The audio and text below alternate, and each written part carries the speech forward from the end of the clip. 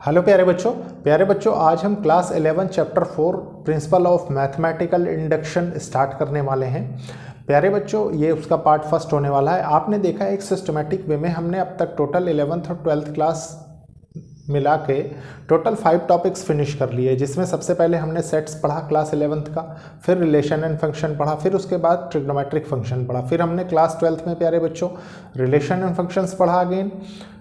उसके आगे का जो भी पोर्शन था क्लास 11th के बाद, उसके बाद हमने क्लास 12th में भी रिलेशन एंड फंक्शन पढ़ा, ठीक है।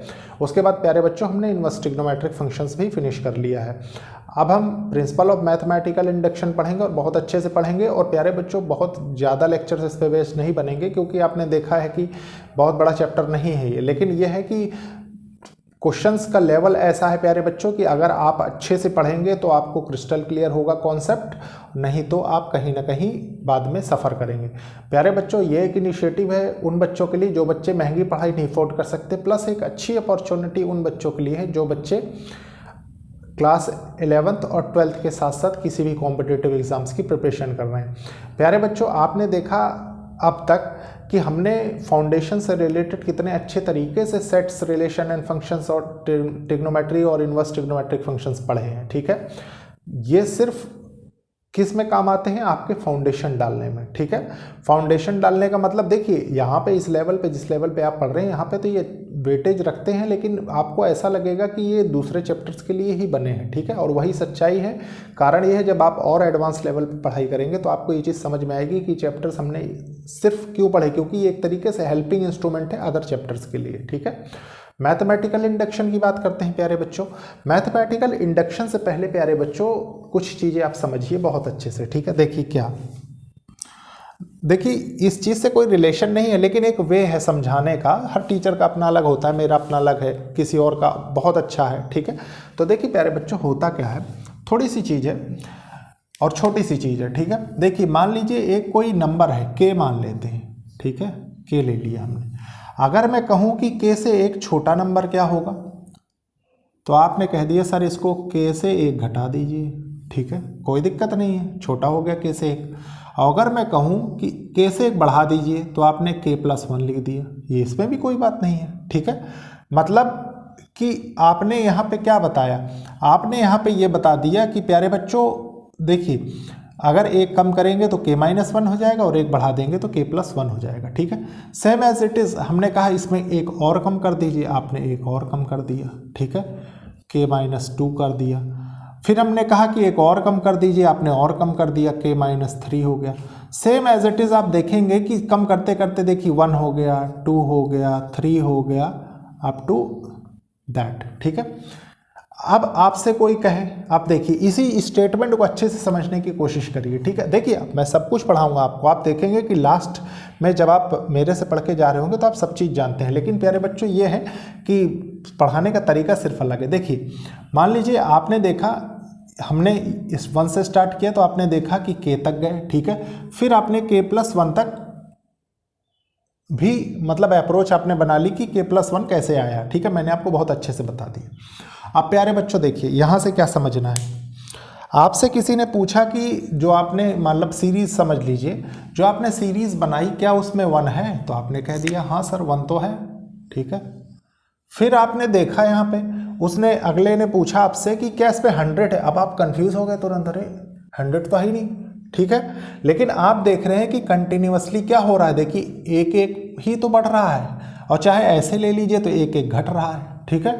इसका मतलब अप टू k है तो कहीं ना कहीं 100 भी होगा, बीच में लाई कर रहा होगा, ठीक है, ऐसे।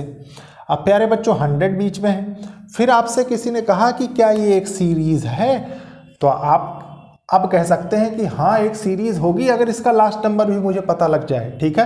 तो आपने देखा कि यार k है, k+1 है, मतलब सारी चीज़ें मिल रही हैं मुझे एक सिस्टमैटिक वे में, ठीक है। तो प्यारे बच्चों ये है थोड़ा सा सीरीज़ का एक जनरल वे समझने का। मतलब यहाँ पे आपने कौन से 3 स्टेप डिसाइड किए, एक तो आपने ये बता दिया कि फर्स्ट वाली कंडीशन ट्रू है, फिर आपने एक 100 वाली कंडीशन के लिए इस स्टेटमेंट को ट्रू बता दिया, दूसरी बात फिर आपने k के लिए स्टेटमेंट को ट्रू बता दिया, ठीक है। अब आपसे जो एडिशनली मैथमेटिकल इंडक्शन में पूछा जाता है वो क्या है, वो k+1 के लिए आप करके दिखाते हैं। ठीक है, तो प्यारे बच्चों मतलब आपसे ये स्टेप हटवा दिया जाता है, यहाँ से आपने डायरेक्ट शुरुआत बता दिया, लास्ट बता दिया और फिर k+1 के लिए कोई चीज़ प्रूव कर दिया। ठीक है, ये था अकॉर्डिंग टू दिस सिनेरियो। अब प्यारे बच्चों ये करते क्यों हैं हम, तो करने के पीछे एक कारण होता है। देखिए मान लीजिए कोई भी जनरल स्टेटमेंट, देखिए मैथमेटिकल इंडक्शन क्या होता है सबसे पहले ये समझ लीजिए, या मैथमेटिकल डिडक्शन समझिए सबसे पहले। देखिए क्योंकि आपके बुक में है ये तो आपको समझना जरूरी है।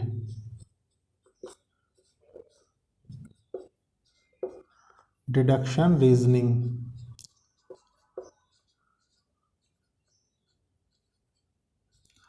देखिए डिडक्शन रीजनिंग में क्या होता है। ठीक है, ये 3 स्टेप प्रोसेस है। ठीक है, आप लिख लीजिए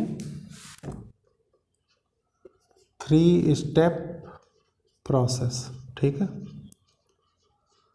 समझने के लिए अगर मैं प्यारे बच्चों एक चीज कहूं, देखिए जो मैं कह दूं अगर कि राहुल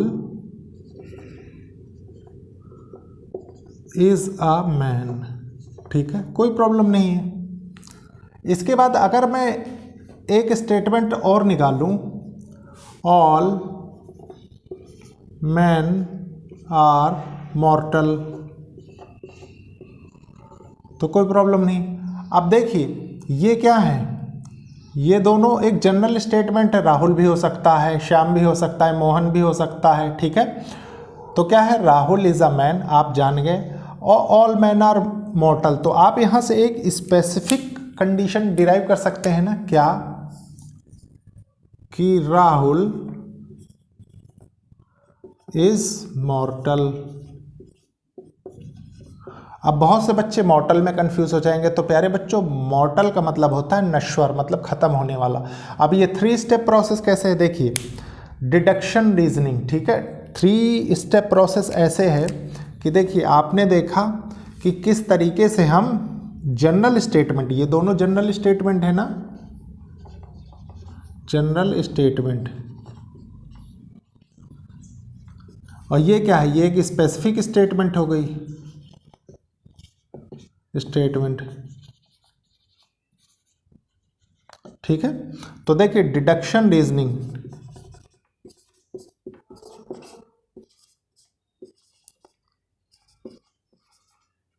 क्योंकि बिना तर्क के तो आप नहीं कर सकते ना, रीजनिंग मतलब क्या होता है, तर्क ही होता है। ठीक है, तो अब आप कह सकते हैं कि ये किस पे बेस्ड है, देखिए डिडक्शन से आप सबसे पहले जनरल स्टेटमेंट आपने बनाई,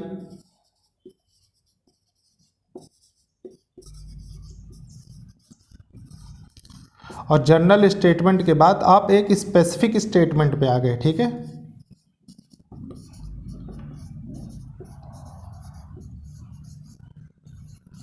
और इसको पर्टिकुलर भी कह लीजिए स्टेटमेंट। अब प्यारे बच्चों देखिए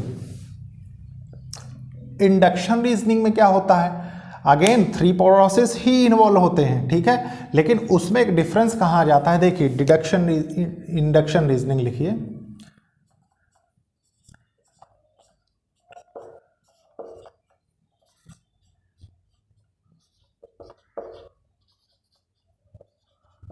इंडक्शन रीजनिंग। ठीक है, इंडक्शन रीजनिंग का क्या मतलब है प्यारे बच्चों, अगेन देखिए इन्हीं स्टेप्स को थोड़ा सा उल्टा करते हैं। उल्टा मतलब अगेन 3 स्टेप प्रोसेस। ठीक है, मैं लिख दूं अब प्यारे बच्चों, सबसे पहले देखिए कि राहुल इज मॉर्टल। ठीक है, राहुल इज मॉर्टल। फिर मैं लिख दूं कि राहुल एक आदमी है, देखिए राहुल इज मैन।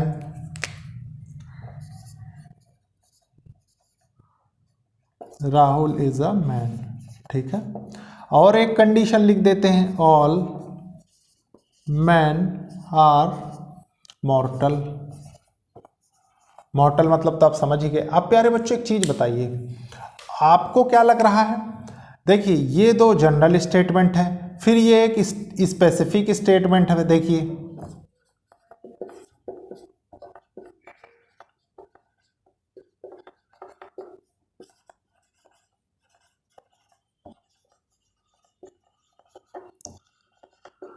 मतलब इसमें समझने का क्या तरीका होता है, अभी अभी देखिए आपको जो मैंने ऊपर एग्जाम्पल दिया वो इसीलिए एग्जाम्पल के थ्रू मैंने आपको बताया। सबसे पहले देखिए, सबसे पहले आपने कोई वैल्यू चेक की 1 के लिए, ठीक है, फिर आपने चेक कर ली k के लिए, फिर आपने कह दिया कि हाँ यार ये k+1 के लिए बिल्कुल करेक्ट है, ठीक है। तो आपने क्या किया कि बता दिया राहुल इज मैन, ठीक है, और ऑल मैन आर मॉर्टल, इसका मतलब कि राहुल ऑटोमेटिक मॉर्टल है, ठीक है। इसमें क्या हो सकता है, कुछ भी हो सकता है, मान लीजिए Ajay is मॉर्टल, Shyam is मॉर्टल, Radhe is मॉर्टल, मतलब जितने भी लोग हैं आप सबको मॉर्टल की श्रेणी में डाल सकते हैं, ठीक है। तो अगेन ये 3 स्टेप प्रोसेस है, लेकिन प्रोसेस यहाँ उल्टा हो जाता है, ठीक है, ये चीज़ थोड़ा सा ध्यान रखनी है। उसके बाद क्या है, देखिए आपको लिखना है तो इसकी चेन लिख सकते हैं आप, इंडक्शन रीजनिंग और इंडक्शन डायरेक्टली लिखिए, इसके बाद लिखिए आप स्पेसिफिक स्टेटमेंट, उसके बाद लिख लीजिए आप जनरल स्टेटमेंट, ठीक है।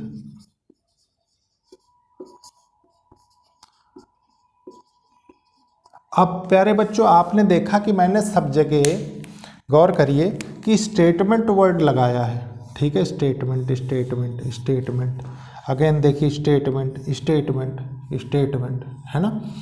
ये क्यों लगाया है, कि उसका रीज़न है प्यारे बच्चों कि आपको कोई भी सीरीज़ या कोई भी चीज़ आपको इसमें डिराइव करने को देगा, प्रूव करने को देगा, तो क्या होता है वो एक मैथमेटिकल स्टेटमेंट ही होता है, ठीक है। और मैथमेटिकल इंडक्शन क्या हो गया, मैथमेटिकल इंडक्शन एक टूल हो गया। कौन सा टूल, मैथमेटिकल टूल। तो आप लिख लीजिए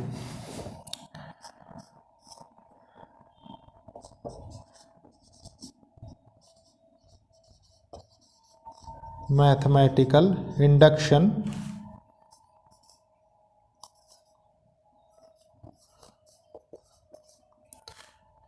is a mathematical statement and mathematical tool, ठीक है। तो प्यारे बच्चों अभी मैं आपको सारी चीज़ें फेयर में लिखवाऊंगा, ठीक है, लेकिन उसके पहले अभी एक चीज़ बहुत और अच्छे से समझना आपको ज़रूरी है। क्या कि प्यारे बच्चों ये तो आपने देख लिया, ठीक है, अभी इसमें एक चीज़ और समझनी है। आप देखे होंगे कि सभी लोग बताते भी हैं, डोमिनो इफेक्ट के बारे में थोड़ा सा समझना जरूरी है, ठीक है, लेकिन मुझे लगता है कि आप इस लेवल से समझ गए होंगे। अभी मैं सबसे पहले डोमिनो इफेक्ट आपको बताऊँगा, फिर बताऊँगा कि इसको थ्योरेटिकल वे में आपको कितना पॉइंट्स ध्यान रहना चाहिए हमेशा, ठीक है। उसके बाद प्यारे बच्चों हम क्वेश्चंस में स्विच करेंगे। देखिए प्यारे बच्चों इससे मैं आपको ये बताना चाहता हूं, सबसे पहले इसका नाम लिख देते हैं डोमिनो इफेक्ट, ठीक है।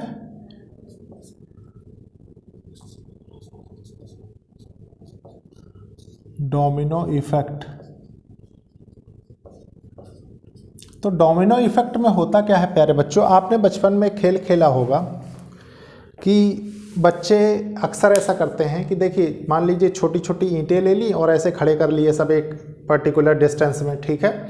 उसके बाद इधर से मान लीजिए किसी ने हिट कर दिया एक को, ठीक है, तो फिर ये इससे टकरा के ये गिर गया, फिर इससे टकरा के अगला गिर जाएगा, फिर उससे, ये आपने देखा होगा और बहुत अच्छे से मैं भी खेला भी होगा, ठीक है। लेकिन इसकी यहाँ क्यों ज़रूरत पड़ी, ये सोचने की बात है।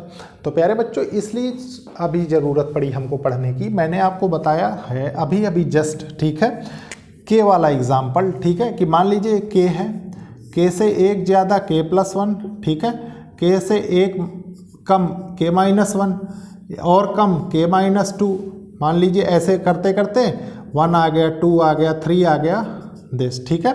अब देखिए इसी को आपको रिलेट करना था, तो रिलेट करके क्या मिलता, मान लीजिए आपने इसको हिट किया, ठीक है, इसको हिट किया, ये इससे टकराया, फिर ये इससे टकराया, फिर ये इससे टकराया, फिर ये अप टू लास्ट जो भी था, ठीक है, उससे टकरा के सारे गिर गए, ठीक है। अब आपसे पूछा गया कि इस इफेक्ट का नाम क्या है, मतलब ये जो आपने इफेक्ट क्रिएट किया इनके बीच में उसका नाम क्या है, तो उसका नाम सबसे पहले प्यारे बच्चों जान लीजिए डोमिनो इफेक्ट होता है। दूसरी बात, अब आपको इसकी मैथमेटिकल इंडक्शन में क्यों ज़रूरत है, तो मैथमेटिकल इंडक्शन में इसलिए ज़रूरत है कि मान लीजिए कोई सीरीज़ आपको दी हुई है, ठीक है, और उससे पूछ रहा है कि ये मतलब सीरीज़ प्रूफ पॉसिबल है कि नहीं, ठीक है। तो आप उसको कब कह सकते हैं, देखिए तो उसमें आपको मैंने कहा ना 3 स्टेप प्रोसेस है। सबसे पहले आपने ये चेक किया कि फर्स्ट के लिए कंडीशन ट्रू है कि नहीं, मतलब कि वहाँ पे हिट हुआ था कि नहीं, ठीक है। हिट होना मतलब पहली कंडीशन, ठीक है। फिर प्यारे बच्चों आपने क्या चेक किया, फिर आपने ये चेक किया कि के, देखिए कि के लिए ट्रू है कि नहीं, कि जितना है उतने के लिए ट्रू है कि नहीं। फिर आपको वो चीज़ ट्रू करके दिखानी है k+1 के लिए कि अदर के लिए भी ट्रू हो सकती है कि नहीं। अगर इसके लिए ट्रू है तो इसका मतलब है कि वो एक मैथमेटिकल इंडक्शन है, ठीक है। तो प्यारे बच्चों इसमें क्या होता है कि ट्रू और ट्रूथ जो भी आपने देखा सीखा, ठीक है, मतलब एक तरीके से सच्चाई प्रूव आपसे वो इसी चीज़ का करवाते हैं कि आप बहुत इजीली ये बता सकें कि पर्टिकुलर गिवन मैथमेटिकल स्टेटमेंट, देखिए मान लीजिए उसको क्या कहेंगे, मैथमेटिकल स्टेटमेंट, या इसी को ले लीजिए मैथमेटिकल स्टेटमेंट।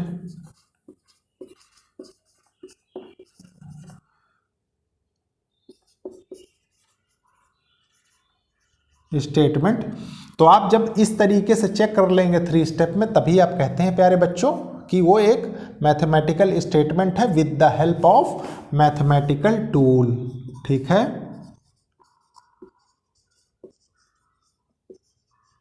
टूल। तो ये थी प्यारे बच्चों डोमिनो इफेक्ट की कंडीशन, ठीक है। इसी को इंटर रिलेट करना आपको आना चाहिए। अब इसके बाद प्यारे बच्चों मैं थोड़ा सा थ्योरी लिख देता हूँ आपके साथ, ताकि आपको मतलब परमानेंट एक तरीके से आपके लिए कुछ नोट्स हो जाएगा, ठीक है। उसके बाद हम आज में भी क्वेश्चंस नहीं देखेंगे। उसका रीज़न है प्यारे बच्चों की प्रोसेस सीख लीजिए आप, क्वेश्चंस नेक्स्ट क्लास से देखेंगे। उसका रीज़न है कि अगर इंट्रोडक्शन क्लास है तो थोड़ा सा आप इसको मल्टीपल टाइम्स देखेंगे तो ऑटोमेटिकली आपका रिवीजन अच्छा हो जाएगा। देखिए प्यारे बच्चों यह है मैथमेटिकल इंडक्शन की कुछ थ्योरी, इसको बहुत अच्छे से समझेंगे। देखिए क्या है, inductive reasoning depends on working with each case. Inductive reasoning वो है कि हर केस के साथ हम वर्क करें and developing a conjecture by observing incidences, और एक सार निकालें जब उनके इंसिडेंसेस को हम ऑब्जर्व करें, ठीक है।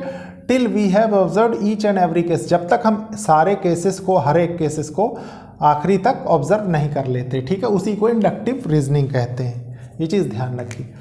और प्यारे बच्चों प्रिंसिपल ऑफ मैथमेटिकल इंडक्शन क्या होता है, देखिए suppose there is given statement Pn, मान लीजिए कोई मैथमेटिकल स्टेटमेंट सीरीज आपको दे रखी है Pn, ठीक है, involving the natural number n, जिसमें नेचुरल नंबर n दिए हुए हैं, सच दैट, कुछ इस तरीके से the statement is true for n=1। देखिए n=1 का मतलब कि वो n=1 के लिए ट्रू हो, मतलब P1 इज ट्रू, ठीक है।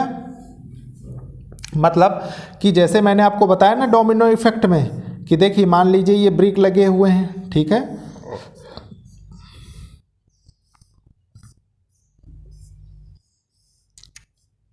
ये ब्रिक लगे हुए हैं, ठीक है। तो यहाँ क्या बताना था आपको, देखिए यहाँ ये बताना था सबसे पहले कि यहाँ पे ये जो है फर्स्ट वाला ये हिट हुआ था कि नहीं, जो मैंने के थ्रू बताया था। देखिए k+1 k-1, ठीक है, अप टू देखिए 1 2 3, ठीक है। ये तो प्यारे बच्चों वही कंडीशन आपने P1 इज ट्रू बता दिया अगर, तो उसके बाद क्या करना है वो इसके लिए था, ठीक है, ध्यान रखिए। बहुत से लोग क्या करते हैं कि डायरेक्ट के में 1 रख के वैल्यू फाइंड करके बता देते हैं, तो वो चीज़ नहीं है, ठीक है, वो फर्स्ट वैल्यू है, इसके लिए बताते हैं। फिर क्या है देखिए, if the statement is true for n=k, अगर n=k के लिए स्टेटमेंट ट्रू है, ठीक है, where k is some positive integer, जो कि k कोई पॉजिटिव, आप जानते हैं प्यारे बच्चों नेचुरल नंबर 1 से स्टार्ट होते हैं, ठीक है, पॉजिटिव इंटीजर भी 1 से स्टार्ट होते हैं, ठीक है। तो ये चीज़ हमेशा ध्यान रखिए, 0 is neither positive integer not negative integer, ठीक है। तो ये चीज़ें थोड़ा सा मतलब हमेशा रिकॉल करते रहिए। देखिए क्या है, where k is some positive integer then the statement is also true for n=k+1। अगर आपने यहाँ तक किसी भी मैथमेटिकल स्टेटमेंट को प्रूव कर दिया तो आप ये भी बाद में कह सकते हैं कि k+1 के लिए भी ट्रू होगी, ठीक है, वही कंडीशन है। That is truth of pk implies the truth of pk+1, ठीक है, मतलब जो सच्चाई pk+1 को प्रूव करने के लिए सही होगी वही स्टेटमेंट, वही सच्चाई आप कह सकते हैं pk+1 के लिए भी सही होगी, ठीक है। अब देखिए क्या है, then Pn is true for all natural number, तब आप सिंपली कह सकते हैं कि Pn सारे नेचुरल नंबर के नेचुरल नंबर्स n के लिए ट्रू है। तो प्यारे बच्चों ये थी कुछ जनरल चीज़ें जो आपको मैथमेटिकल इंडक्शन की थ्योरी में सीखनी थी, ठीक है। अब इसके बाद नेक्स्ट क्लास से हम क्वेश्चंस देखेंगे। तो लेक्चर को लाइक शेयर सब्सक्राइब करिए और कोशिश करिए कि ज़रूरतमंद स्टूडेंट्स तक ये लेक्चर्स पहुँचे। ओके, थैंक यू बच्चों।